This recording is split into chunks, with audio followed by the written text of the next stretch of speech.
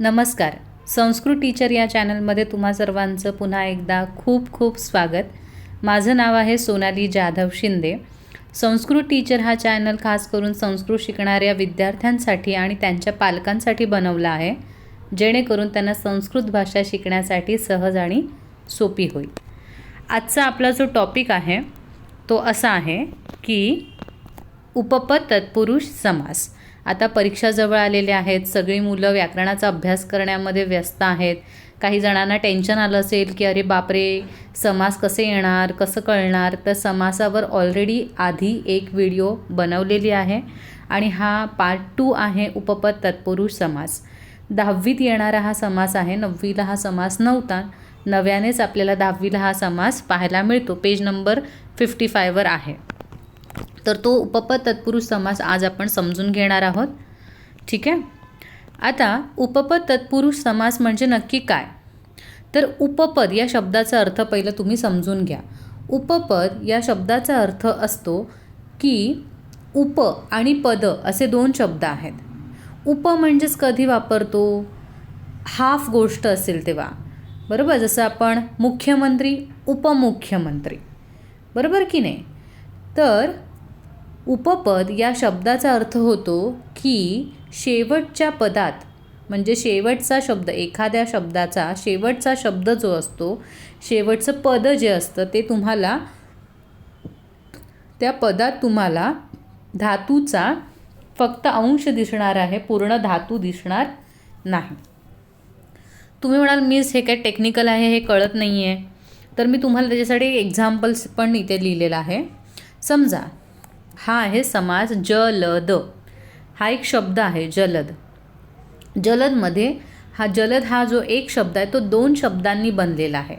तर पहिला शब्द जो आहे तो काय दिसतोय तुम्हाला? जल. जल म्हणजे काय? पाणी. हे तुम्हाला माहीत आहे. आता जल माहीत झाल्यावर अजून एक तुम्हाला शेवटी शब्द दिसतोय, अक्षर दिसतंय, ते आहे द. आता द आपल्याला हे आहे उपपद तुमचं. कळलं? सोप्या भाषेत उपपद म्हणजे तुमचा हा शेवटचा शब्द म्हणजेच द. आता द हा काय आहे? फक्त अंश आहे, पूर्ण धातू नाही, फक्त अंश. तर द याचं पूर्ण रूप काय आहे? तर द याचं पूर्ण रूप आहे दायच्छ. तू म्हणाल मिस हे तर आम्हाला माहिती आहे, दायच्छ धातू. दायच्छ धातू म्हणजेच काय? देणे, ददाती किंवा यच्छती. तर सांगण्याचा मुद्दा काय आहे, इकडे ददाती किंवा यच्छती न लिहिता त्यांनी मूळ धातूचा फक्त एक छोटासा अंश लिहिलेला आहे. ओके. दाचा फक्त द लिहिलेला आहे, म्हणून आपल्याला इथे ओळखायला इझी पडतं की हा काय आहे? उपपद आहे. कारण मुळात आता तुम्हाला अर्थ समजेल डेफिनेशनचा की उपपद म्हणजे काय. तर शेवटच्या पदात तुम्हाला पूर्ण धातू न दिसता त्या धातूचा एक छोटासा अंश दिसणार आहे. म्हणजे तुम्हाला जलदायच्छ असं न दिसता तुम्हाला जलद म्हणजे दाचं पण काय झालेलं आहे? कटिंग होऊन द झालेलं आहे, म्हणजे एक अंश दिसत आहे फक्त. अंश म्हणजे स्मॉल पार्टिकल. ओके. आता उपपद तत्पुरुषचा हा जो समास आहे, त्या समासाचा जेव्हा तुम्ही विग्रह करता, ओके, तो समास जेव्हा तुम्ही तोडता, तेव्हा तुम्हाला काय गोष्टी लक्षात ठेवायच्या आहेत? तर गोष्ट नंबर 1, उपपद तत्पुरुष हा जर समास तुम्ही तोडत असाल, विग्रह करत असाल, तर तो नेहमी लट लकारामध्ये म्हणजेच वर्तमान काळामध्येच करायचा असतो. ओके.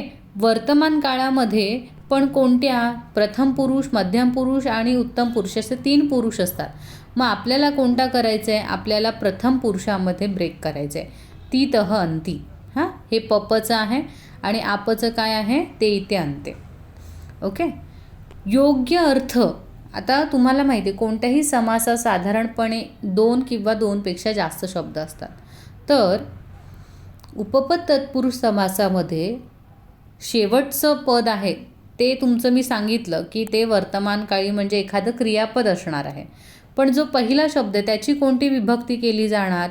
तर यासाठी आपल्याला अर्थ समजून घ्यायचा आहे. आणि म्हणून इथे नियम नंबर 3 असा लिहिलेला आहे की योग्य अर्थ समजूनच आपल्याला जे काही पहिलं पद असेल, म्हणजे जलदमध्ये पहिलं पद काय आहे? जल. तर त्या जल या शब्दाची कोणती विभक्ती करायची विग्रह करताना, हे तुम्ही त्या मागचा अर्थ समजून घेऊनच करू शकता. म्हणजेच पहिल्या पदाची योग्य विभक्ती ही आपल्याला अर्थ बघून कळायचं आहे आणि करायचं आहे. चौथं, उपपद तत्पुरुष समासाचा जेव्हा तुम्ही विग्रह करता तेव्हा नेहमी तेथे 3 शब्द येतात आणि त्यातला तिसरा शब्द हा नेहमी इति असतो. आता तुम्ही म्हणाल की मीच हे जरा समजत नाही आहे आम्हाला व्यवस्थित, तर हे जेव्हा आपण उदाहरणांमध्ये बघणार तेव्हा तुम्हाला ते व्यवस्थित कळणार.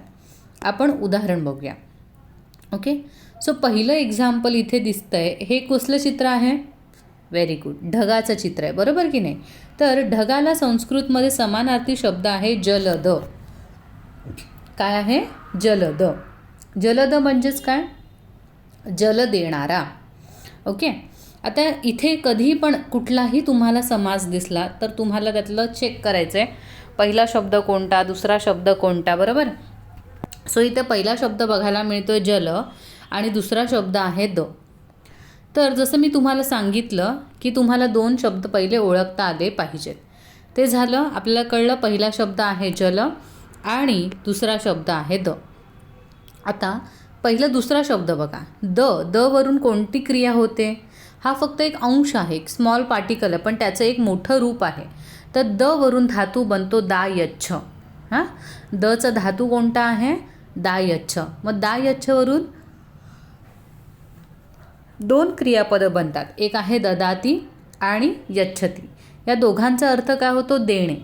तुम्ही देण्याला ददाती पण म्हणू शकता, यच्छती पण म्हणू शकता. आता हे झालं सेकंड वर्डचं. सेकंड वर्डचं आपल्याला कळालेलं आहे ददाती किंवा यच्छती. आणि तिसरा वर्ड मी नियमामध्ये वरती सांगितलं होतं की तिसरा शब्द काय असतो? इति असतो, बरोबर? तर त्यानुसार इथे दुसरा शब्द झालेला आहे, इति हा झालेला आहे. आता पहिल्या शब्दाचं काय करायचं तर याच्यासाठी आपण इथे बघूया. इथे आहे पहिला शब्द जलद, मध्ये जल. आता जे तुमचं क्रियापद असेल त्याला ना किमने प्रश्न विचारायचा. कशाने प्रश्न विचारायचा? किम. किम म्हणजेच काय? काय. किमचा अर्थ काय होतो? काय. तर ददाती म्हणजे देणे. तर मी ह्याला प्रश्न विचारला, किम ददाती म्हणजेच काय देतो? तर आपल्याला उत्तर मिळतं, ढग आपल्याला काय देतो? जलम ददाती, पाणी देतो. मग जेव्हा तुम्ही किमने प्रश्न विचारता म्हणजेच कायने जेव्हा क्रियापदाला प्रश्न विचारता आणि जर तुम्हाला उत्तर मिळालं, जसं मला इथे उत्तर मिळालं पाणी देतो, पाणी हे उत्तर मला मिळालेलं आहे, तर ते काय झालं? मग कर्म झालं. जर क्रियापदाला आपण कायने प्रश्न विचारला आणि आपल्याला जर उत्तर मिळत असेल तर ते कर्म असतं त्या वाक्यातलं. म्हणून जेव्हा मी इथे विचारलं किम ददाती, काय देतो, उत्तर मिळतं पाणी देतो. कोण? ढग. ओके, त्यामुळे ते कर्म असल्यामुळे द्वितीया विभक्तीत जाणार. जल शब्द नपुंसकलिंग आहे, वनप्रमाणे, तर वनची द्वितीया होते वनम, म्हणून जलची द्वितीया काय झालेली आहे? जलम. सो इथे आहे जलम ददाती किंवा जलम यच्छती इति. ददाती किंवा यच्छती यापैकी एकच लिहायचं, दोन्ही लिहायचे नाहीत. आता मी तुम्हाला माहीत पडावं म्हणून दोन्ही सांगितलेत. जलम ददाती इति म्हणजे जल देणारा असा इथे अर्थ होतो. अजून एक एक्झाम्पल बघूया. जितके जास्त एक्झाम्पल बघू तितकं जास्त क्लिअर आउट होईल. अंबध. अंबध म्हणजे सुद्धा क्लाउड, समानार्थी आहे. जलदला समानार्थी शब्द आहे अंबध.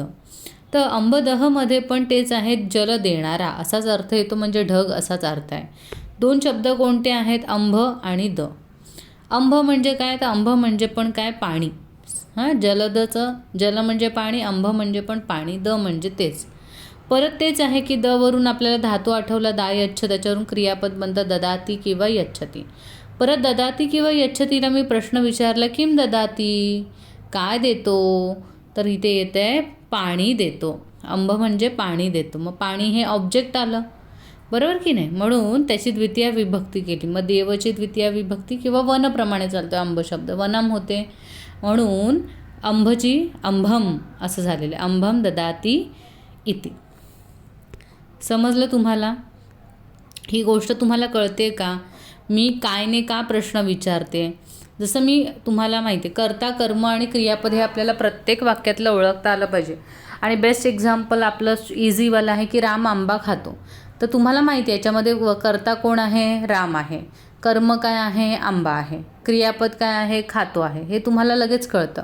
पण परत ते डिटेलमध्ये शिकायचं. म्हणजेच काय, राम आंबा खातो, तर खातो या क्रियापदाला मी जर कायने प्रश्न विचारला काय खातो, तर मला उत्तर मिळतं आंबा.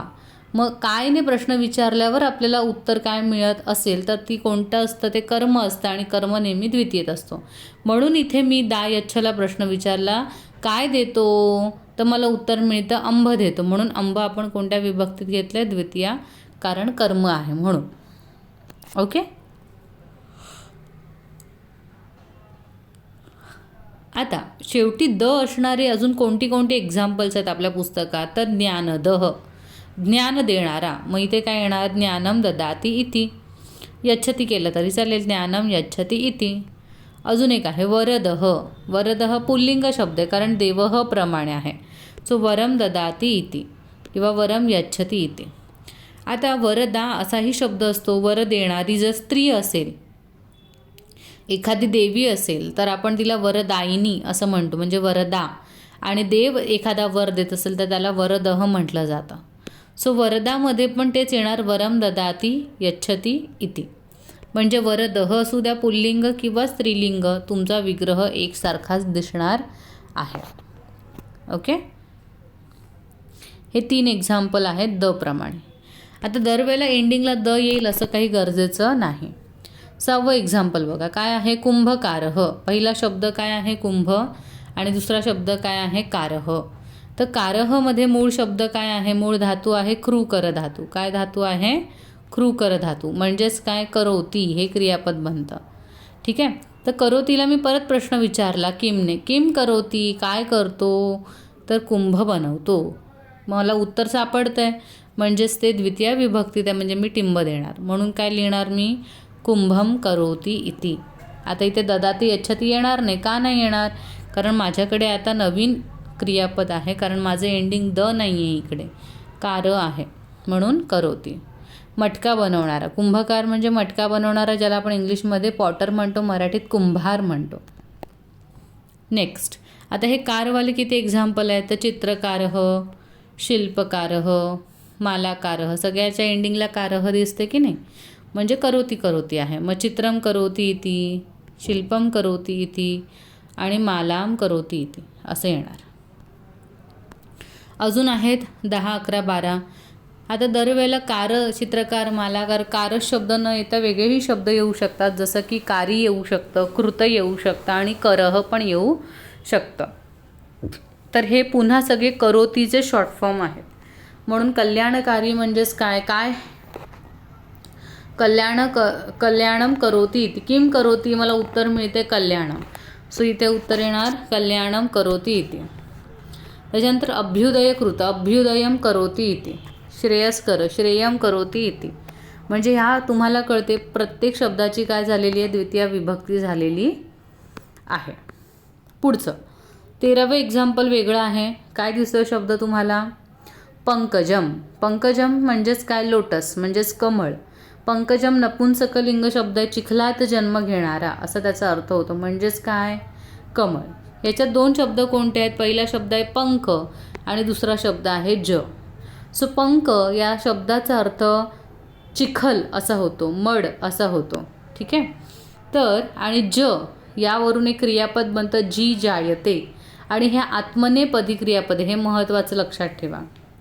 त्याच्यामुळे ते चुकूनही तुम्ही जर जयती लिहिलं तर मार्क गेले. ते इथे अंतेप्रमाणे आत्मनेपद असल्यामुळे जायते, जायते म्हणजे जन्म घेणे असा अर्थ होतो.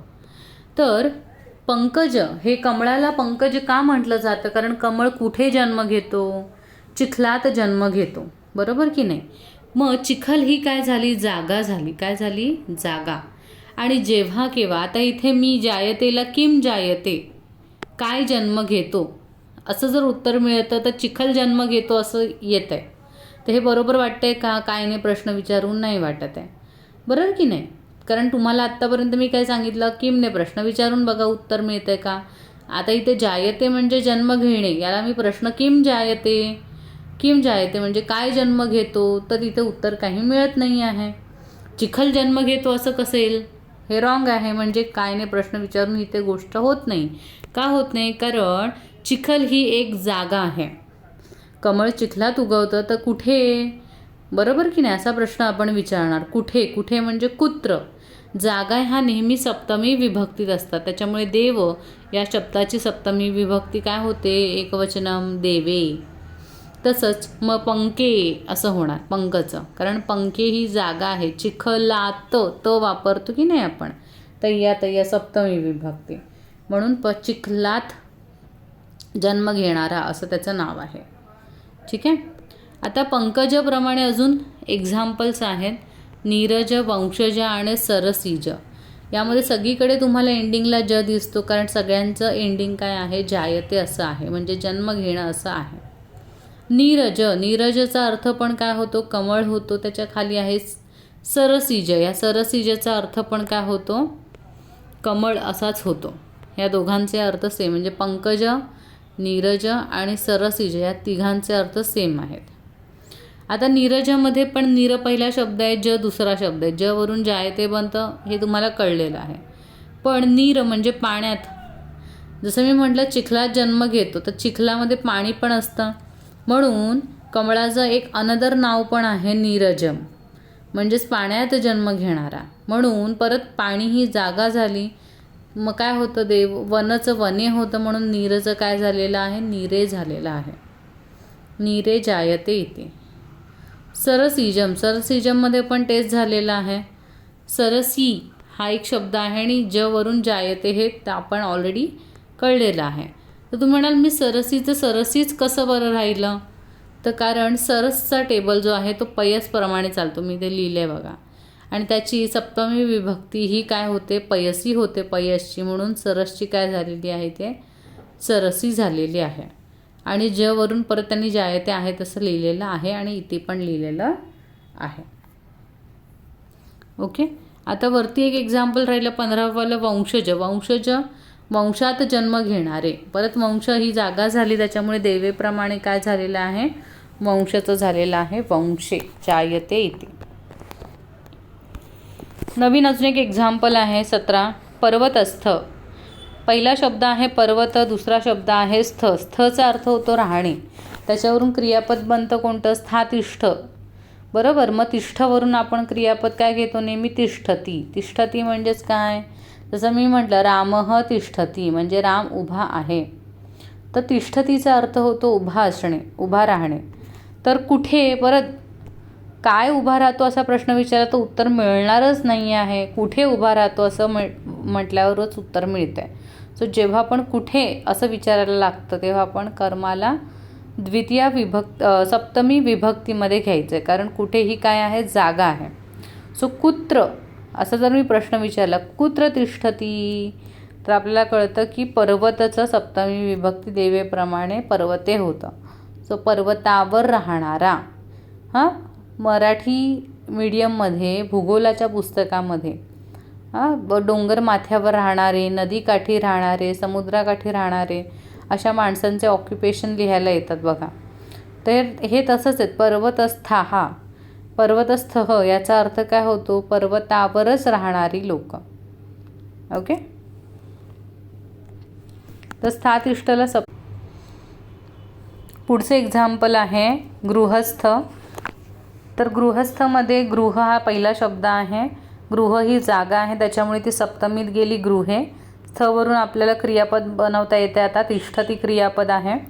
सो गृहे तिष्ठती इति, म्हणजे घरात राहणाऱ्याला आपण काय म्हणतो, गृहस्थ म्हणतो. बरोबर की नाही. आता समजा स्थ हे कसं झालं आहे, देवह प्रमाणे एकवचनी आहे, पण समजा देवाहा हे बहुवचन आहे. तसं समजा मी गृहस्थचं गृहस्थाहा केलं तर ऑटोमॅटिकली गृह शब्द तर गृहेच राहणार, तो काही बदलणार नाही. पण इथे स्थाहा बदललं आहे, म्हणजे स्थाहा हे बहुवचन झालं आहे, म्हणून तिष्ठतीच्या जागी मी लगेच ऑटोमॅटिकली काय करणार, तिष्ठन्ती करणार आहे. सो गृहे तिष्ठन्ती इति. कळते तुम्हाला फरक. जर गृहस्थ आलं तर एक व्यक्ती आहे, गृहे तिष्ठती इति, म्हणून एकवचन म्हणून ती आलं प्रत्यय. पण गृहस्थाहा बहुवचन आहे, लाईक देवाहा, म्हणून ऑटोमॅटिकली तिष्ठती बिकम तिष्ठन्ती. गृहे तिष्ठन्ती इति असं झालेलं आहे. ओके.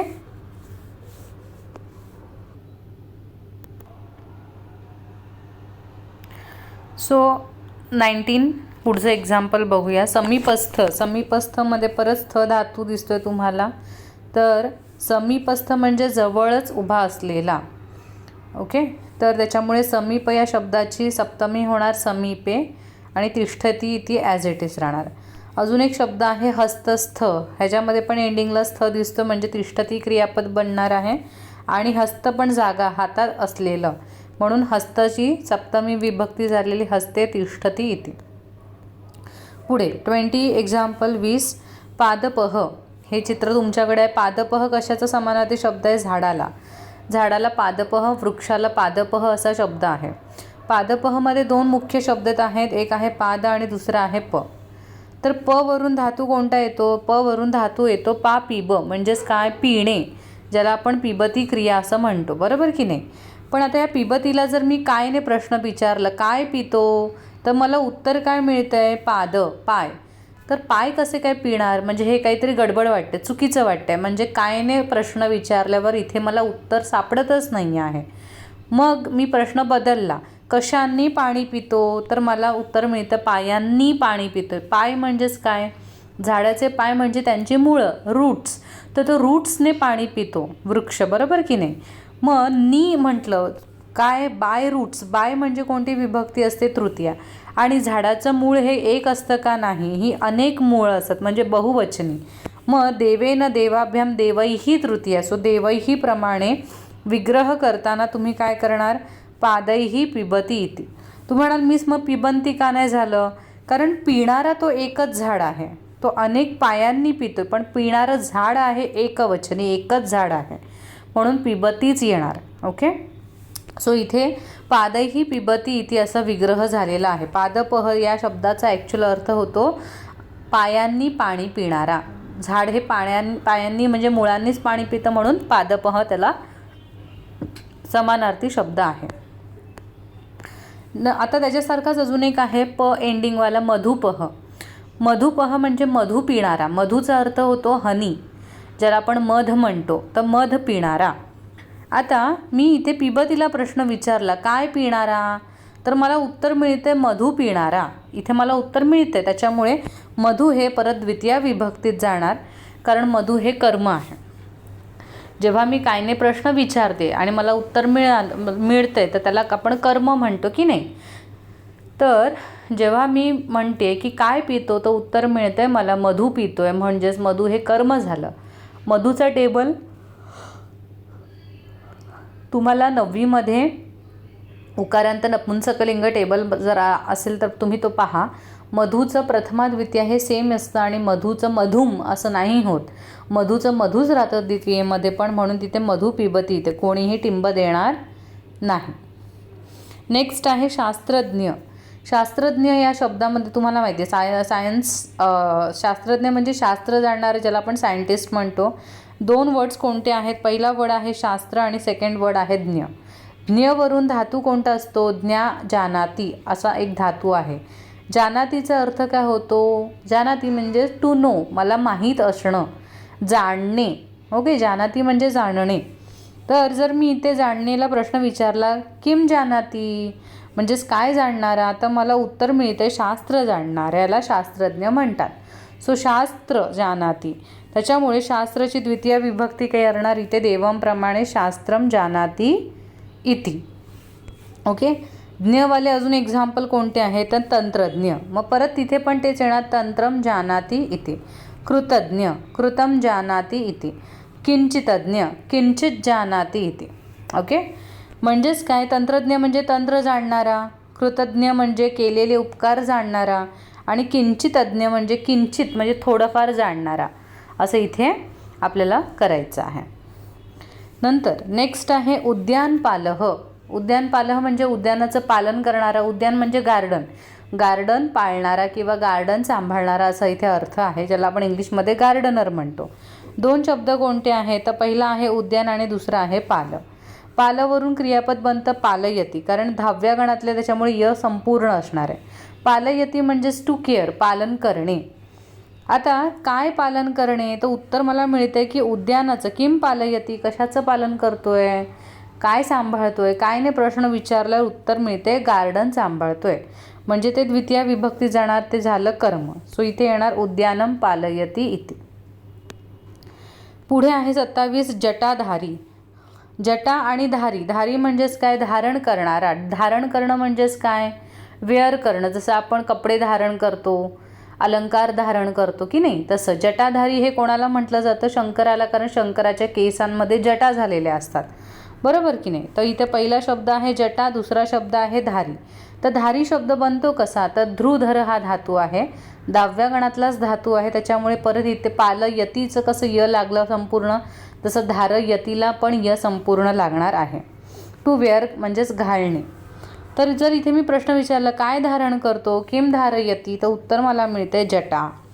आता जटा ही एक आहे का? नाही, ह्या बहुवचनी आहेत का? अनेक जटा आहेत त्यांच्या, म्हणून मालाप्रमाणे हा शब्द चालणार.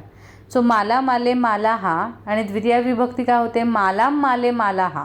सो माला हा तसंच राहतं, त्याच्यामुळे जटा हा शब्द बहुवचनी तसाच राहणार आहे. त्याच्यामुळे आपलं उत्तर काय येणार? जटा हा धारयती इति. लास्ट पुढचं आहे त्याच्यातलं धारीवाले एक एक्झाम्पल, भल्लुक वेशधारी. सर्कस्वामीनवाल्या धड्यामध्ये आहे ते चिमणरावच्या, बरोबर की नाही. तर भल्लुक वेश हा एक शब्द आहे आणि धारी दुसरा वेश आहे, म्हणजे भालूचा वेश धारण करणारा असं इथे अर्थ येतोय. सो भल्लुक वेश काय धारण करणारा? भालूचा वेश. मग ते द्वितीयमध्ये गेलं, कारण कायने प्रश्न विचारलं, उत्तर मिळालं, कर्म आहे ते. सो भल्लुक वेशम लाईक वनम आणि धारयती इति हे लिहायचं. प्रत्येक वेळेला उपपद तत्पुरुषाच्या विग्रहाला तुम्हाला शेवटी इति लिहायचंच आहे कंपल्सरी, ठीक आहे. 1929 वाले एक्झाम्पल आहे विद्यार्थी. विद्यार्थी शब्द म्हणजेच काय? विद्या कमावणारा. विद्या अधिक अर्थी, अर्थी म्हणजेच कमावणे, बरोबर. सो विद्या आणि अर्थी. तर अर्थ हा धातू आत्मने पदातला आहे, हे लक्षात ठेवायचं आहे, ते गडबड करायची नाही आहे. उपपद तत्पुरुष समासामध्ये दोनच धातू जे आहे ते आत्मने पदाचे आहेत. एक वरती पंकजेच्या बाबतीत आपण बघितलं की जायते हे आत्मने पदाचं आहे म्हणून ते इथे आणते. तसंच इथे अर्थ येते हा पण आत्मने पदाचा धातू आहे. अर्थ येते याचा अर्थ होतो कमावणे, टू अर्न. सो काय कमावतो विद्यार्थी? विद्या कमावतो. उत्तर मला मिळते काय ने? किम अर्थ येते, विद्याम अर्थ येते. सो मला विद्याम हे उत्तर मिळाले, त्याच्यामुळे विद्याम अर्थ येते इति. आता विद्यामचा का मी लिहिलेला आहे पाय मोडलेला असा? कारण पुढे अ हा काय आहे? स्वर आहे. जेव्हा पण समोर स्वर असेल अ आ ई वगैरे, तेव्हा तुम्हाला कंपल्सरी हलंत म लिहायचं आहे. अदरवाईज तुम्ही टिंब दिला असतं तर चाललं असतं, जर समोर व्यंजन असतं तर, क ख ग असतं तर. ओके, इतके हे 29-30 एक्झाम्पल आहेत. हे एवढेच एक्झाम्पल तुमच्या अखंड संपूर्ण 10वीच्या पुस्तकात आहेत. म्हणजे या PDF मधले हे एक्झाम्पल केले तर याच्या अलीपलीकडे तुम्हाला कुठेही कुठलं वेगळं एक्झाम्पल उपपद तत्पुरुष समासाचं तरी विचारलं जाणार नाही. सो एवढी PDF इनफ आहे या प्रकारासाठी. ओके, आता महत्त्वाची टिप काय आहे की तुम्हाला काय लक्षात ठेवायचं आहे? शेवटी जे काही शब्द येत आहेत त्याच्यावरून तुमचं क्रियापद काय येतं हे तुम्हाला लक्षात ठेवायचं आहे. जसं की तुम्हाला द किंवा दा दिसलं, जसं वरद, वरदा, जलद, तर तुम्हाला कळायला पाहिजे तिथे ददाती यच्छती अशी क्रिया येणार. शेवटी जर तुम्हाला कार, जसं चित्रकार, कारी, कृत असे जर शब्द दिसले तर तुम्हाला लक्षात ठेवायचे करोती हे क्रियापद आहे तिथे. स्थ दिसलं, पर्वतस्थ, गृहस्थ किंवा स्था दिसला काही, तर तिष्ठती क्रियापद तिथे आहे, हे लक्षात ठेवायचं आहे. ज दिसला, पंकज, नीरज, सरसीज, तर जायते क्रियापद. बघा इथे हे महत्त्वाचे की जायते आणि अर्थ येते हे दोनच क्रियापद आहे ज्या आत्मनेपदी क्रियापद आहे. So be alert. शेवटी जर तुम्हाला ज्ञ दिसला, तंत्रज्ञ, शास्त्रज्ञ, तर तुम्हाला कळायला पाहिजे तिथे जानाती हे क्रिया बनते. पालचं पालयती बनते, धारचं धारी असेल तर धारयती बनते, आणि थी म्हणजेच अर्थयते बनते. सो तुमच्या संपूर्ण 10वीच्या पुस्तकात उपपद तत्पुरुष समासामध्ये जितके काही एक्झाम्पल्स आहेत त्याच्या शेवटी येणारे हे शब्द आहेत. त्याच्यामुळे तुम्हाला हे पाठ करायचं की हे जर शब्द एखाद्या समासाच्या शेवटी दिसत असतील तर हे त्याचं क्रियापद आपल्याला लक्षात आलं पाहिजे.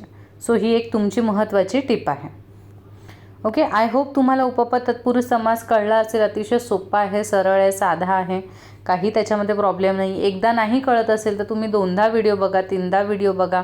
काही तुमचे अजून तरीही काही कळत नसेल तर तुम्ही मला नक्कीच काय करू शकता, कॉमेंट करू शकता याच व्हिडिओ खाली, जेणेकरून मी तुम्हाला तिथल्या तिथे ते उत्तर देऊ शकते तुमच्या प्रश्नाचं.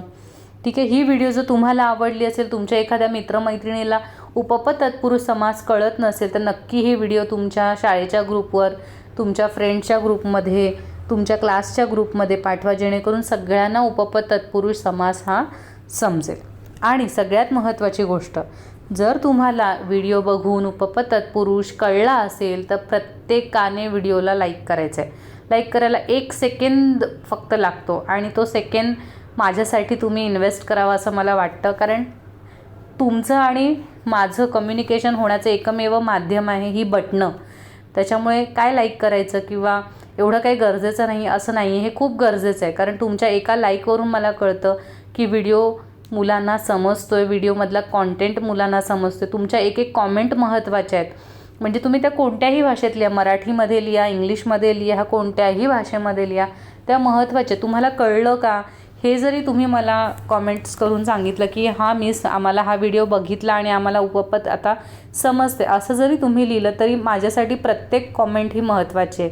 प्रत्येक मुलाला त्याचा रिस्पॉन्ड हा महत्त्वाचा आहे. त्याच्यामुळे नक्कीच तुम्ही व्हिडिओला लाईक करायला विसरू नका आणि कॉमेंट करा.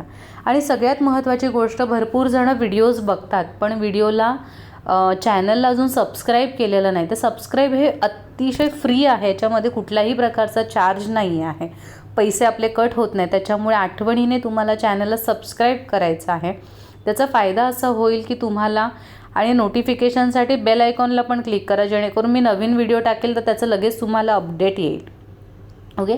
सो आठवणीने प्रत्येकाने एकदा चेक करा की तुम्ही मला सबस्क्राईब केलं आहे का या चॅनलला. नसेल केलं तर प्लीज पटकन सगळ्यांनी सबस्क्राईब करायचं आहे. ओके. तुम्हाला त्याच्या व्यतिरिक्त तुम्हाला एखादा मुद्दा आपल्याला कॉमेंट्समध्ये खूप मोठ्या प्रकारे बोलता येत नाही, बरोबर, तर अशा वेळेला तुम्ही माझा हा मेल ID वापरू शकता आणि तुम्ही मला मेल करू शकता. माझा मेल ID आहे rajaram1994@gmail.com. इथेच जा. मराठी भाषेमध्ये, इंग्लिशमध्ये, हिंदीमध्ये, कोणत्याही लँग्वेजमध्ये तुम्ही इथे मेल, जसं व्हॉट्सअपला मेसेज आपण टाईप करतो सेम ह्याच्यामध्ये तुम्हाला फक्त मेलवर यायचं आहे. मेल ID टाकायचा आहे आणि मला मेल करायचा आहे. तुमच्या ज्या काही डाऊट्स असतील, शंका असतील, ऑनलाईन क्लासच्या रिलेटेड तुम्हाला काही विचारायचं असेल, ग्रामरचे स्पेशली क्लासेस कधी मी घेते. कारण भरपूर मुलांना असं होतं की आता 2च महिने बाकी आहेत, 3च महिने बाकी आहेत आणि आम्हाला हे ग्रामर येत नाही आहे, मतलब आम्हाला पूर्ण क्लास नाही लावायचा, पण आम्हाला फक्त या टॉपिकसाठी क्लास लावायचा आहे, आम्हाला फक्त समासांसाठी क्लास लावायचा आहे, संधीसाठी क्लास लावायचा आहे. तर 2-3 दिवसांचे आहे असेही क्लास मी घेते आणि त्याचे चार्जेस किती असतील ते पण आपण त्याच्यावर कॉलवर बोलू शकतो. तुमची रिक्वायरमेंट काय आहे आणि मूल किती हुशार आहे त्याच्यावरून सगळ्या ह्या गोष्टी ठरतात. सो तुम्हाला क्लास लावायचा असेल तर तुम्ही नक्की तुमचा कॉन्टॅक्ट नंबर, तुम्ही कुठे राहता, तुमचं नाव काय आहे आणि तुम्हाला कोणत्या टॉपिकसाठी क्लास लावायचा आहे हे मला तुम्ही मेलमध्ये लिहायचं आहे. मी स्वतःहून तुम्हाला कॉलबॅक करेन आणि मेललासुद्धा रिप्लाय करेन. ओके. आणि आता सगळ्या मुलांच्या शाळेमध्ये प्रिलियम सुरू झालेले आहेत, तर त्या सगळ्या विद्यार्थ्यांना प्रिलियमच्या सगळ्या, म्हणजे पहिली प्रिलियम असू द्या, दुसरी प्रिलियम असू द्या, तर सगळ्या परीक्षांसाठी खूप खूप शुभेच्छा. खूप चांगला अभ्यास करा. लेखन तुमचं मेन म्हणजे इम्प्रूव्ह करा. रायटिंग मिस्टेक होता कामा नये. पाठांतराचा भाग खूप भक्कम करा, बरोबर. आणि त्यासाठी तुम्हाला खूप खूप शुभेच्छा. खूप छान पेपर लिहा. Thank you so much for loving me, supporting me.